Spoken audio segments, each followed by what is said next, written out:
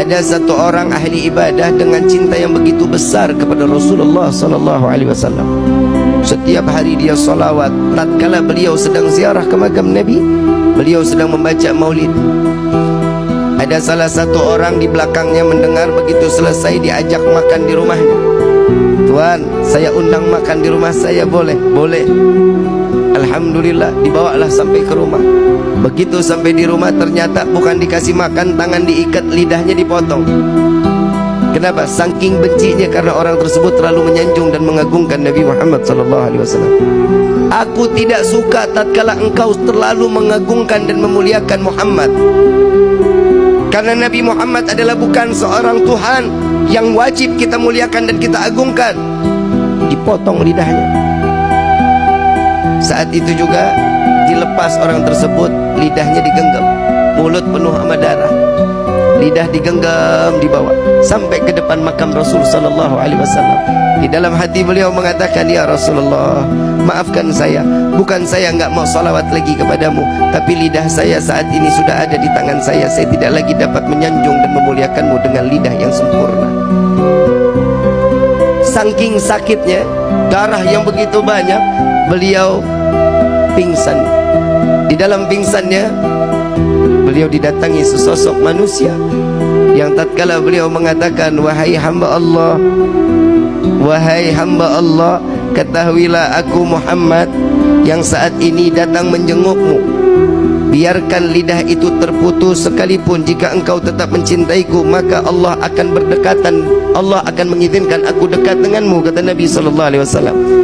Namun si hamba Allah ini mengatakan, ya Rasulullah, tapi aku ingin bersalawat dengan fasihnya, dengan kegembiraan, dengan lisan yang penuh dengan kesempurnaan. Maka lidah tersebut diambil oleh Rasul SAW, dimasukkan ke dalam mulut. Di dalam mimpinya, tatkala terbangun dari tidurnya, lidahnya udah nyambung lagi. Di dalam mimpi Nabi memberikan manfaat kepada orang para pecinta Rasul SAW, sehingga seterusnya beliau terus dapat bersalawat kepada Nabi Muhammad SAW. Begitu tahun berikutnya beliau ziarah ke makam Nabi.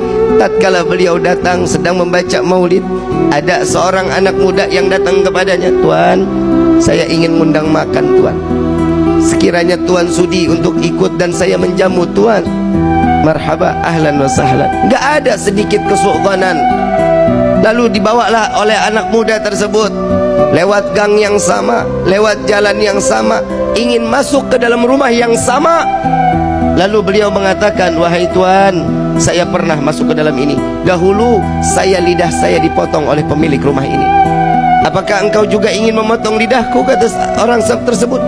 Tidak, wahai hamba Allah, aku mengajakmu untuk mencicipi dari rezeki yang apa ada di saat ini. Beliau masuk ke dalam rumah.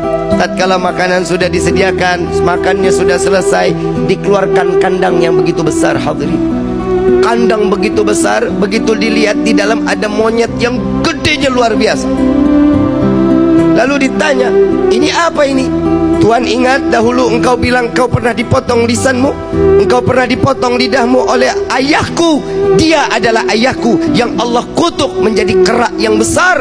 Maka wahai Tuan, maafkan ayahku, biarkan dia kembali dalam keadaan wujud yang sempurna.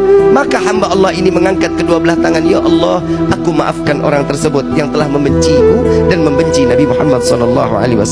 Maka Allah rubah beliau dalam keadaan sempurna manusia tersebut, maka mati dalam keadaan membenci Rasulullah SAW. Na'udzubillahi min